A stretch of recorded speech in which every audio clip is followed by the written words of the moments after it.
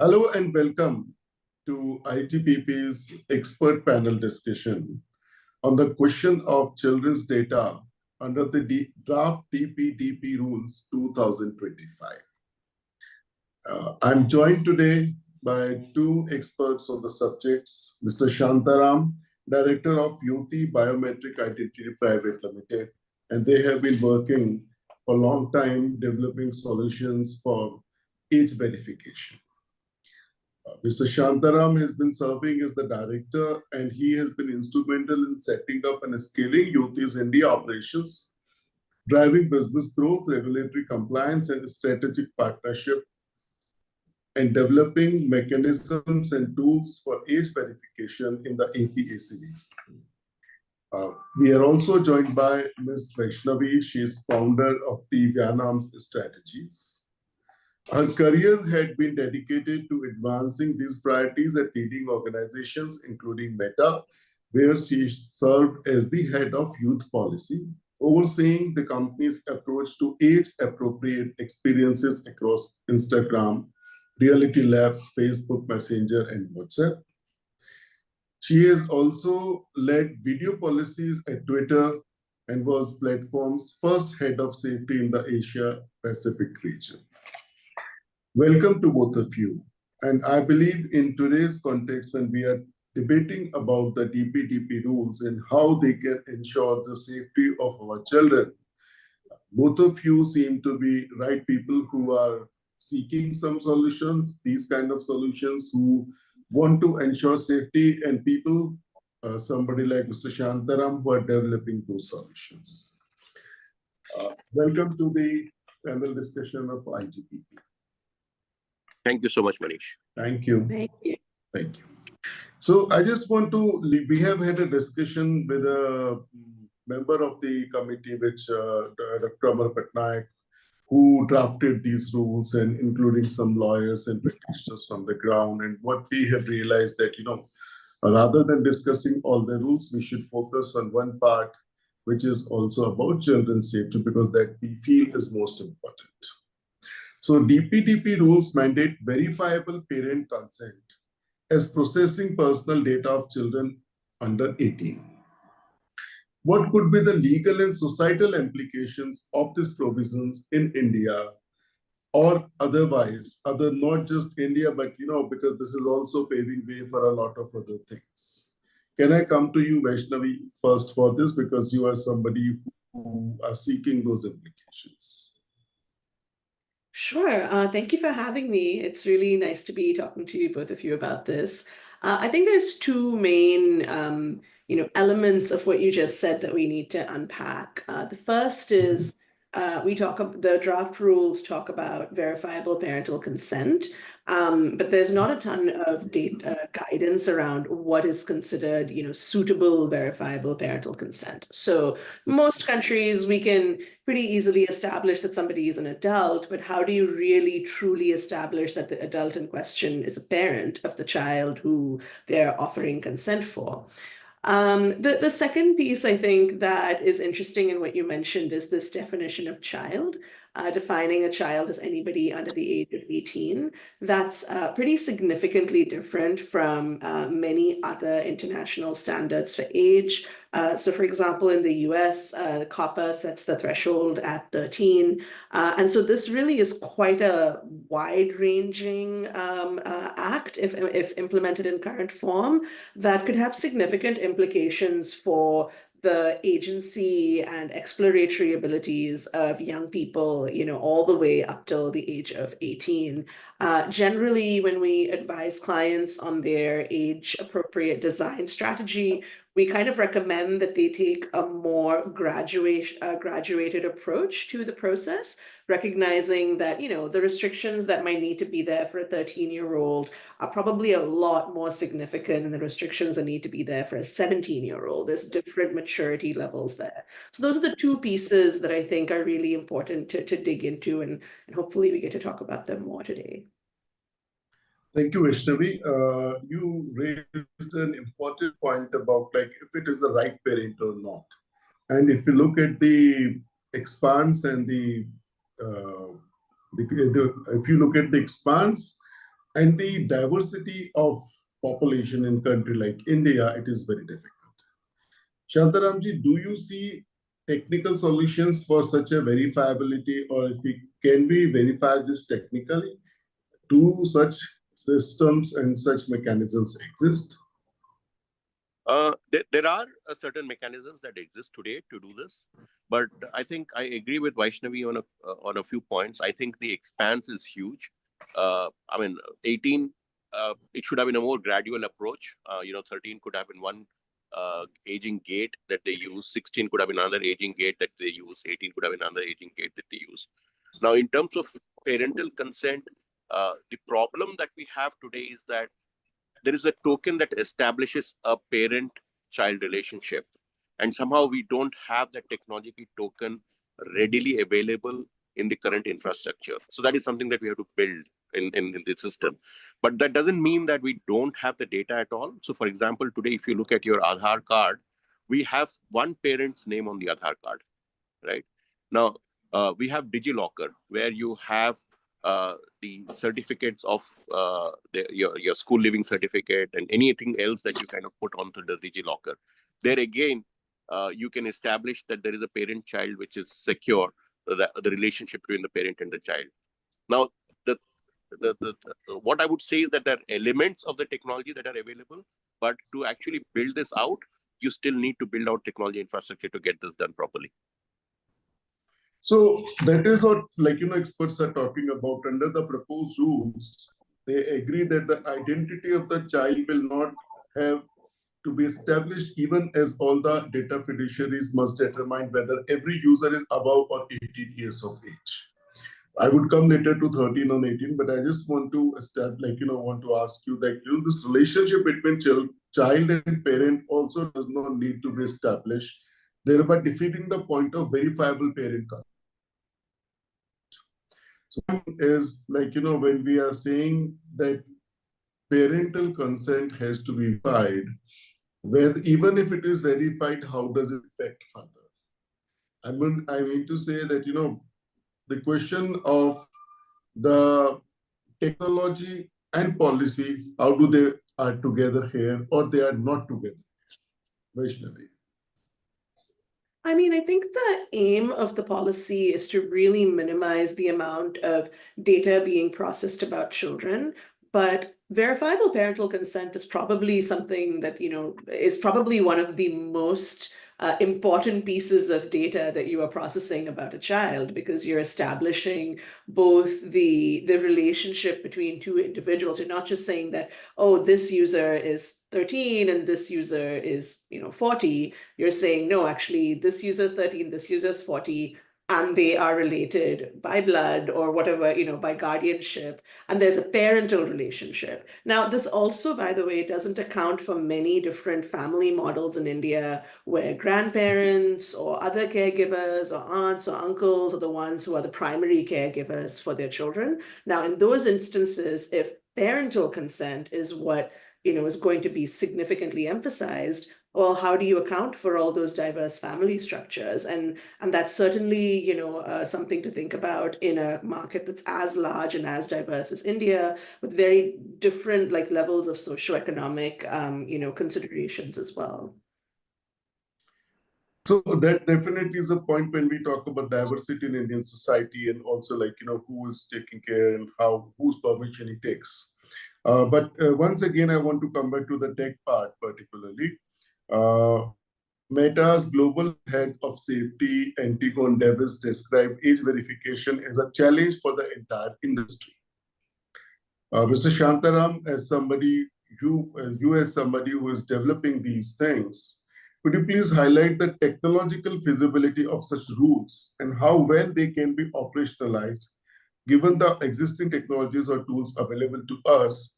And is it feasible or not? Yeah, actually, I think technologically there are lots of advanced solutions today to determine the age. In fact, we at Yoti have the technology available to kind of do age gating at 13, to do an age gating at 18. And, the technology is fairly reliable. I mean, I would say that, with at 13, it becomes even more reliable. I mean, we are able to kind of estimate with a plus minus 1 year kind of an mean error rate.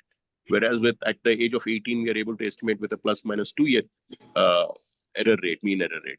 So if you look at it from a point of view of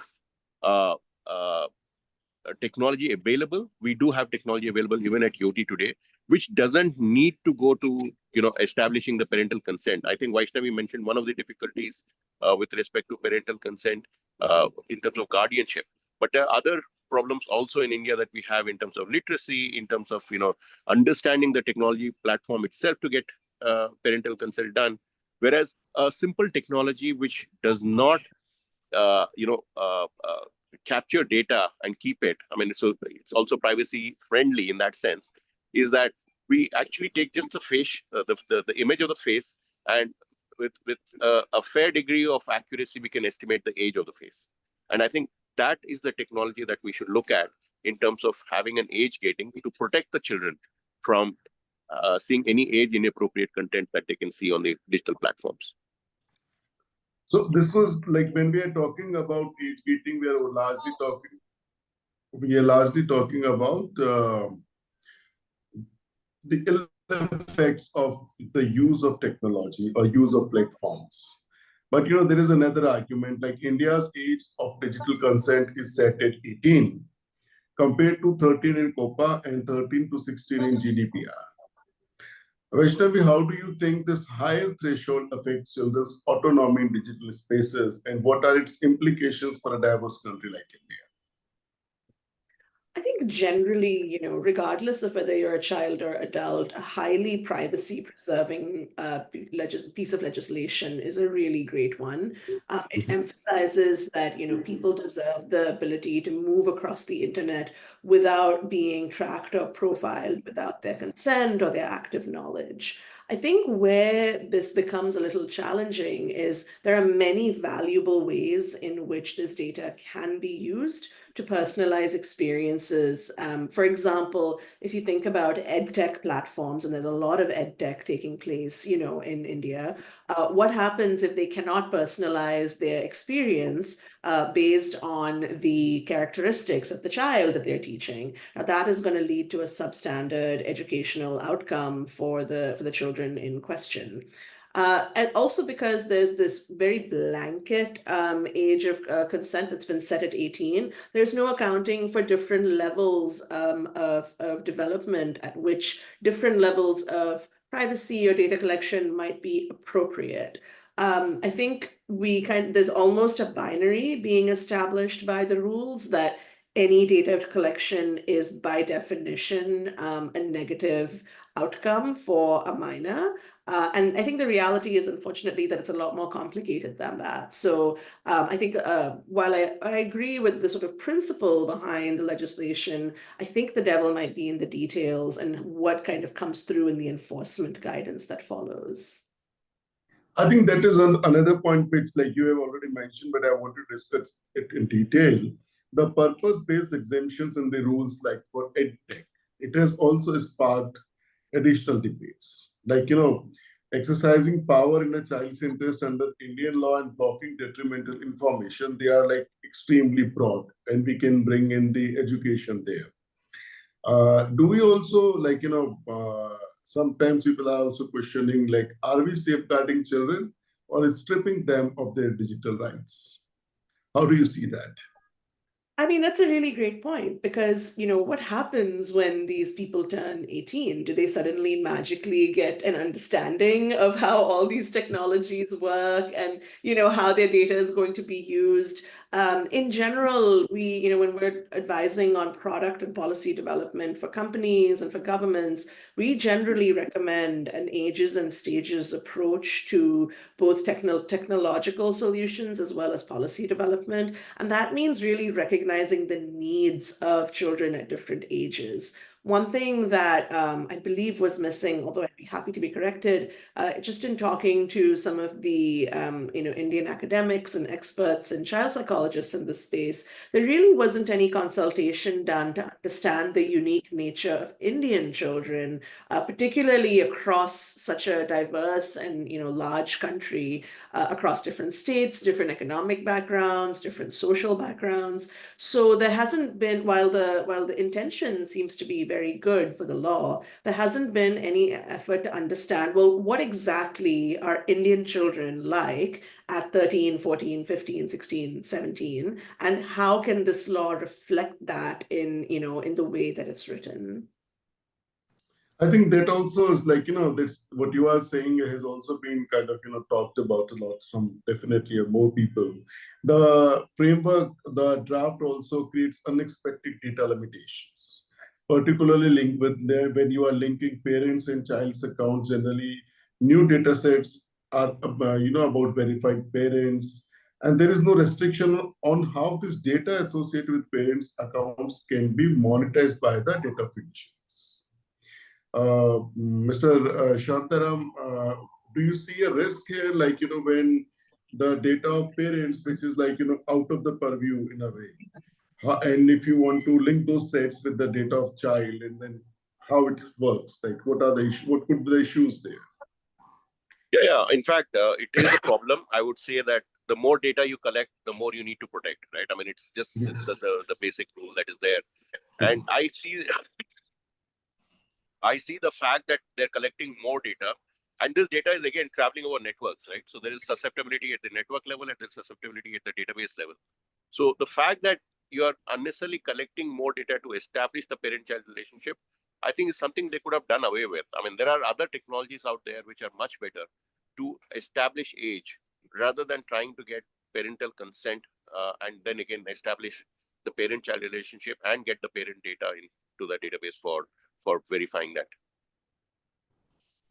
I'm also seeing the question comes to you again, like, the rules reliance on digital local service providers could also face practical hurdles. Despite the digital local authorities' existence since 2016, no digital lockers are currently listed in its directory. So again, the same thing would happen. And there, like, what exactly, like, no virtual tokens are being generated to access records in digital locker for creating a PAR ID. Are you also kind of facing those issues somewhere, and which all of us would be facing when our children want to approach this data? Right. I mean, see, at Yoti, we believe the technology that is used for actually age verification doesn't need to take parental consent. So, so we have this facial age estimation technology, FAE technology that we use, which establishes the age just by looking at the person's picture. It also verifies it by using liveness detection. It ensures that there's no spoofing done. So there are a lot of security checks that we do to ensure that the face that we are seeing is a live face, and then we are able to clearly establish the age, right? But now the thing is that when they ask for age verification through a parental consent, there are going to be challenges. I mean, and the establishment of this virtual token is the first challenge. I mean, who is the parent? I mean, and who is the guardian? Who's kind of looking at the parent? Is the parent aware? And even before you come to that stage, there's the issue of, is the child telling the truth? I mean, if the child says that they are, below 18 and then they need parental consent, or the child can actually say that they're above 18 and actually ask, go through the system. How are you verifying the age at the time of entry itself, right?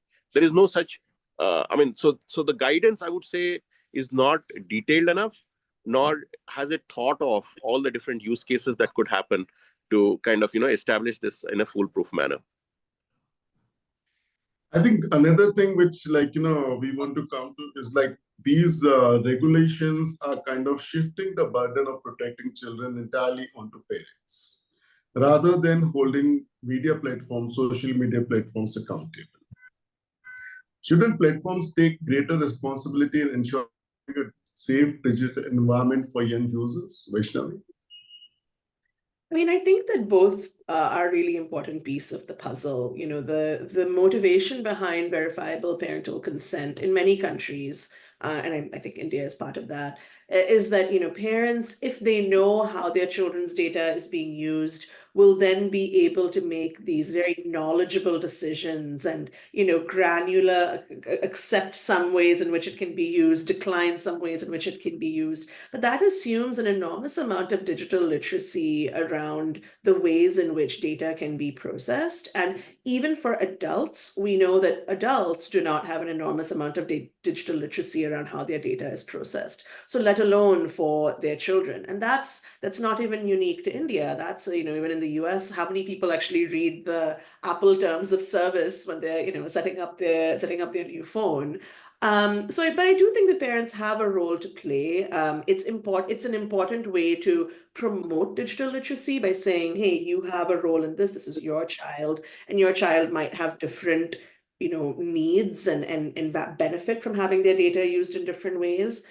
Ultimately, I do think it has to be a partnership between both parents and companies. Verifiable parental consent does not change the need for age-gated and age-tailored experiences. It doesn't change the need for age-appropriate default settings, you know, within the apps. It doesn't change the need for age-based or age-appropriate content filters or rankings or recommendations. There's also a lot of work that can be done on the gaming and marketplace side with the type of gaming features that you can offer. So, for example, loot boxes have suddenly become, not suddenly, but have increasingly become a source of great concern for a lot of regulators. That's really a question of game design rather than parental consent. So while I certainly think there's a role for parents to play, I mean, and I think this is certainly, you know, a step in that direction, I don't think we should lose sight of the bigger picture, which is that we also need companies to be partners in this process. And I mean, I'm happy to say that the companies that we work with and are actively, you know, trying to build up are really committed to that process.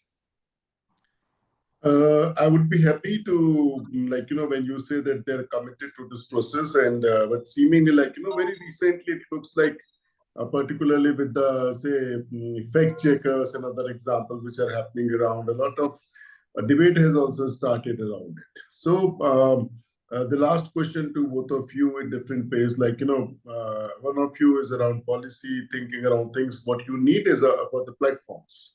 And you are somebody who are developing these solutions, Shantaram. So do you think the DPDP draft rules somehow help you, both of you, in different ways? Like, is it helpful? Is it putting more restrictions? Is it scuttling growth? Or what? Or would it protect our children better? No, I honestly think that, you know, there needs to be some rule to, I mean, it's a start, right? I mean, and so far Yes. we've not had anything in place. Yes. So I think it's a start. Now, I definitely think that it has not been thought through very well. I mean, in terms of how the child protection can happen. I mean, one of the issues which you mentioned just before this question was, you know, who owns that responsibility, right? And I personally, I mean, I'm the father of two daughters, right? I personally feel that it is the platform that should own that responsibility in terms of, because the parent doesn't know. Once you kind of getting into the system, then you don't know what is the kind of content that the child is exposed to, right? So I feel that there should be age gating, and the onus of the content or the responsibility of the content should be on the platform providing that content, right? The current way of parental consent is a great start. I think there is at least some check and balance that is coming in, but I don't think that this is a very neat way of doing things. I think there are technologies available today which do facial age estimation using AI. Those are reasonably reliable. Reasonably reliable. I wouldn't say they're completely accurate 100%, but I would say that to a 90% accuracy, they provide the accuracy for age estimation.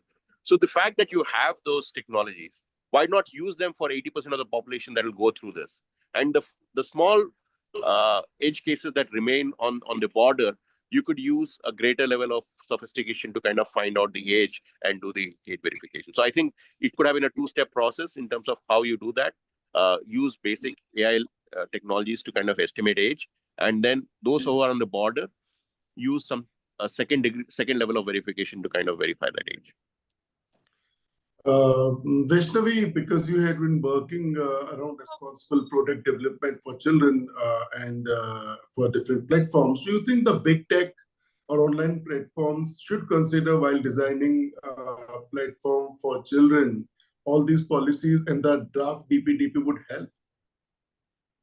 Yeah, I mean, I agree so much with everything that Shantaram ji has said that, this is a good start. There wasn't anything in place before this. And considering the absolute market size of, the India's youth, I think it's a really strong statement from the government that you cannot access our youth or serve products or experiences to them without considering their privacy or their safety on your platform. So I think that's a really good step from the government.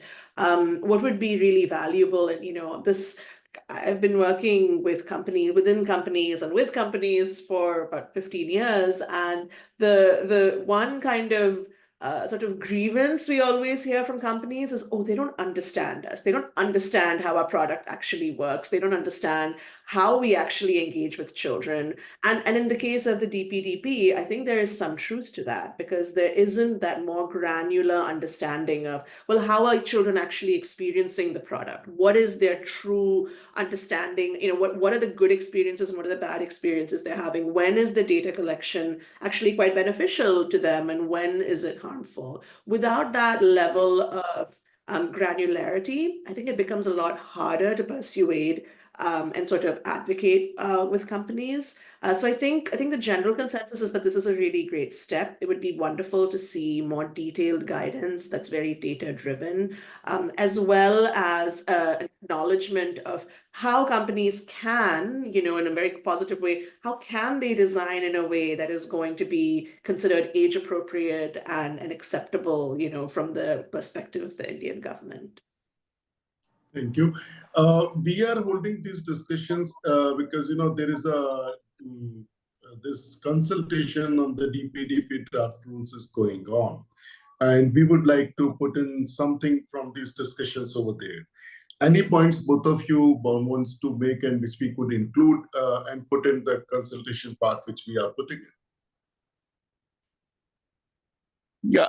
I mean, from my point of view, I think, or from Yoti's point of view, I think there are more advanced and simpler technologies to establish age, which should be considered by the government.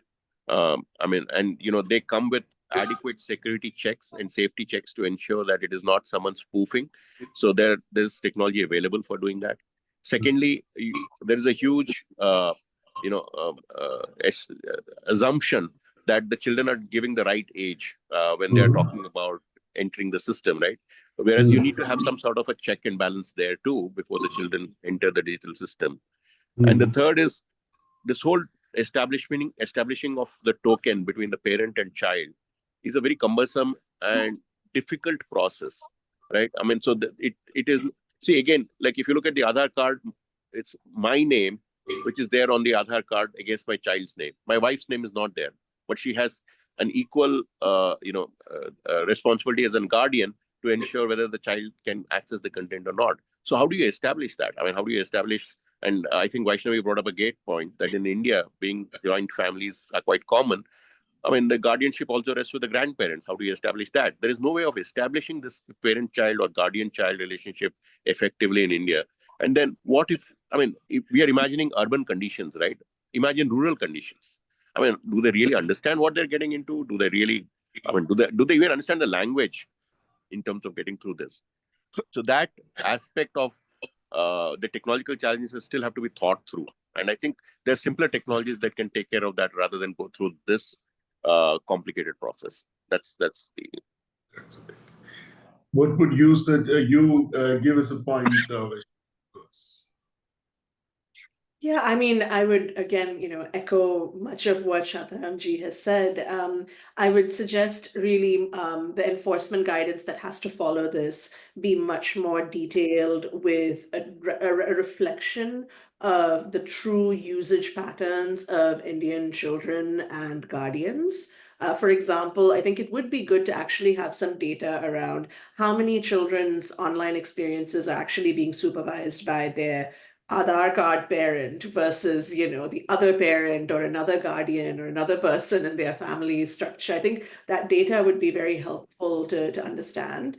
I'd also say that there need to be some acknowledgements of when data processing can be valuable. The way the current bill is written really just treats it as like a net negative, when we know that there are valuable ways in which it can be processed and what the exemptions kind of should look like. And then finally, I would recommend, active consultation with both independent experts like us, as well as with industry itself, to understand the technical implications of what they're proposing, because the worst possible outcome at the end of all of this would be a digitally neutered young population of India that's not actually having the same rights and access to the internet to grow and explore in the way that young people around the world are getting to do. And we really want to avoid that. So I would advise kind of very active, in-depth consultation with us, and with the industry. Thank you so much. Thank you both of you, Vaishnavi and Shantaramji. It is great talking to you, and we hope that these suggestions get into draft.